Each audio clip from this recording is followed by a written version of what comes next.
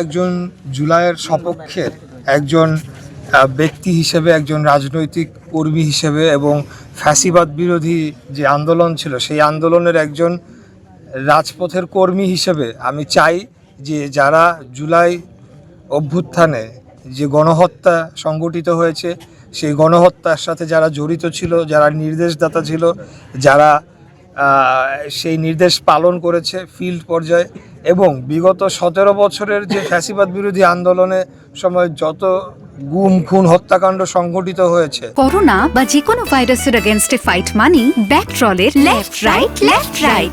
তো অর্থাৎ আওয়ামী লীগের সময়, বিগত ফ্যাসিবাদী খুনি হাসিনার সময় সকল হত্যাকাণ্ডের সাথে যারা জড়িত সকলের বিচার হোক, এটা আমি মনে প্রাণে চাই এবং আমি এটার জন্য কাজ করে যাব। আপনারা যেটা বলেছেন এটা অনেকখানি সত্যি, অনেকাংশে সত্যি। তো এটা একটা বিচার বিভাগের আমাদের দুর্বলতা অথবা আমাদের পুরো বিচার ব্যবস্থার একটা দুর্বলতা হিসেবে আমি ব্যক্তিগতভাবে এটা মনে করি। তো অবশ্যই আপনাদের এই বিষয়টি আমি বিবেচনায় নিব এবং আমি আমার জায়গা থেকে আমার সরকার প্রধানের সাথে এই বিষয়টি তুলে ধরে দ্রুততম সময়ে যাতে বিচার হয়। শুধু বিচার কাগজে কলমে হলেই হবে না, সেটা কার্যকরও করতে হবে।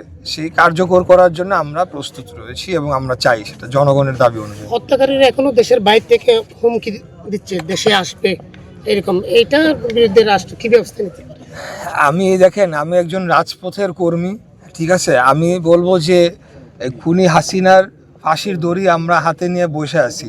সে আসবে, সে দূরের থেকে হম্বি তম্বি দিয়ে যাবে যে বা সে বাংলাদেশে আসবে, বাংলাদেশে এসে আবারও ফ্যাসিবাদ প্রতিষ্ঠা করবে।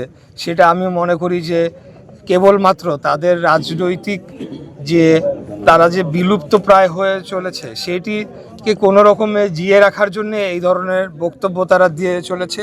কিন্তু আমরা যারা ফ্যাসিবাদ বিরোধী আন্দোলনে সংগ্রাম করেছি, লড়াই করেছি এবং আমাদের ভাইদের যারা হত্যা করেছে তারা যদি আবার কোনো দিনও বাংলাদেশের মাটিতে এসে রাজনীতি করা তো দূরের কথা, বাংলাদেশের মাটিতে পা রাখা মাত্রই আমরা সেখানে জনগণকে সাথে নিয়ে এই ফাঁসির রায় কার্যকর করার জন্য যা করণীয় সকল কিছুই করব।